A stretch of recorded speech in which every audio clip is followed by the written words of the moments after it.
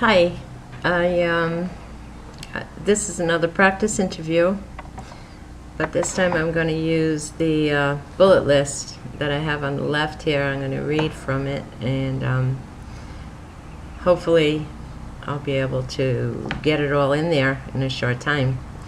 I have an interview tomorrow night, and I'm nervous, but I'm going to pass this by you and let you critique it and see if it's worthy. I don't learn easy, so I try my best. Okay, I'm going to read from it now. Okay, I am Joanne Mazzata. I'm the author of a book called Why Whisper. I am the wife of a very great guy. I am the matriarch of a hell of a great family, and a great cook, and a lot of things, but I'm a mother first, because that is my pride. A mother is the only person in the world that loves you more than she loves herself. My motherhood began at a very young age, and no one in my extended family, especially my parents, believed in the likelihood that I could mother 4 children while still in my 20s. But that is all I wanted to do. It just seemed natural. I never saw it as a challenge. I love that role, and I am proud and pleased to be the mother of 4 beautiful, successful adult children.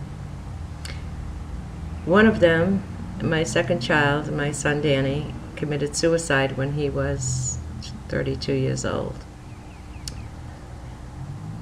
I found that people don't like the word suicide, nor does the media. It's a hushed topic. The reason is, it's a frightening subject. It renders people helpless. Suicide survivors are buried in silence. Everyone knows what grief is. You're in a long, dark corridor, alone, no top, no bottom. You're screaming in pain, wanting answers, wanting to be understood, needing to talk about it, but there is no one. There was no one in there with you. Because counseling, grief groups, medications didn't help me, I began to journal. When I learned that no one would talk about it, I began to see how badly I needed to. By the time I shared it, I knew Why Whisper was not about Danny, myself, or my family. Why Whisper is about you. It is about your neighbor, your hairdresser, your plumber, your college buddy. There are an estimated 6 million suicide survivors in the world today, in the same dark corridor, the same painful passage. The suicide rate among them is high. The irony is, pain of losing someone they love to suicide is killing them. And I remember wanting to disappear after Danny died. I didn't want to feel anymore until I began to journal. It took 8 years to give Danny's story to the world. Being able to get beyond the whisper helped me. This is a different kind of grief. I call it a brand of grief. The reason this grief is different is because when someone commits suicide, people ask why. You ask why. When a person dies any other way, from an accident or illness, no one asks why. They easily offer support, they embrace your sorrow, they show compassion. The other reason this grief is different is you're left with a haunting feeling of culpability or blame. You believe there's something you could have done to prevent that death. And that is never true, because if there was something you could have done to prevent that death, you would have done it. Why Whisper speaks to those who don't know what to say to a family who has experienced this kind of loss, which is a common reaction. I will tell you to offer comfort and support just like you would if a loved one died any other way. Bring them an apple pie, take a walk with them, let them talk, help them cry, give them a call. Let them talk about the good memories they have of their loved one. They're not going to call you. Mostly Why Whisper speaks to those who believe their lives are not valuable. I show them that they're mistaken. with journal entries that describe in raw detail what this brand of grief looks like. Honest written accounts of what it felt like to lose someone this way. I write of a mother's self-flagellations, my other children's reactions, how it affected their lives. I bear the Danny skeletons who yell at me about how I could have saved my own son. This place you put loved ones in when you take your own life is hell.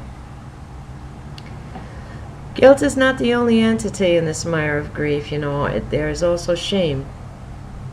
Since Why Whisper was published, I have received letters through my website and blog from people who have had no one to talk to about the suicide of someone they love. They tell their stories and bear their fears. While talking to an elderly woman I met in my travels, I told her about what happened to Danny.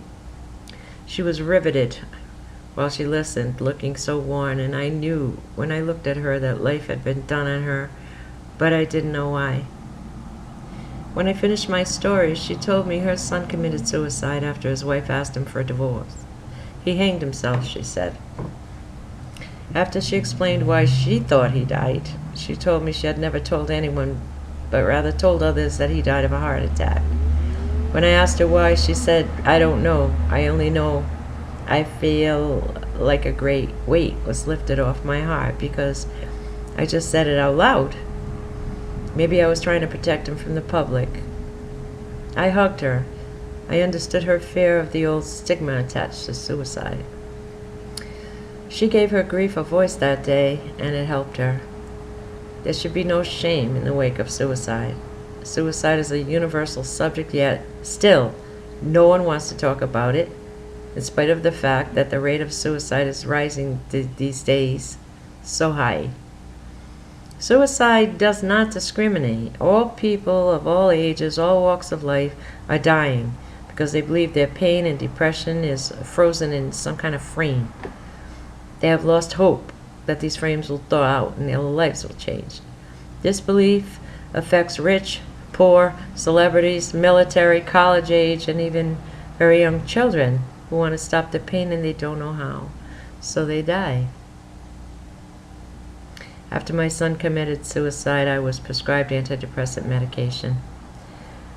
After a time and after trying 9 different medications, the little orange bottles hit the garbage, and I began to write to myself, describing this brand of grief in its naked veracity as if I were a witness to it. I learned that science cannot fix grief. Talking to grief became cathartic. I had to get it out of me and surrender in a complete implosion.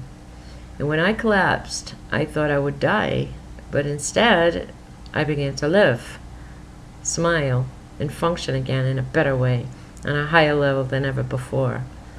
The best part was, I was able to feel love again, and so can you. My book, Why Whisper, then became a path back to life.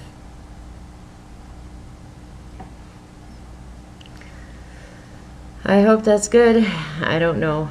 I just know I'm proud of me because I survived. Me, I did. Thank you, Michael Ray Dresser. I hope you're having a wonderful, beautiful spring day.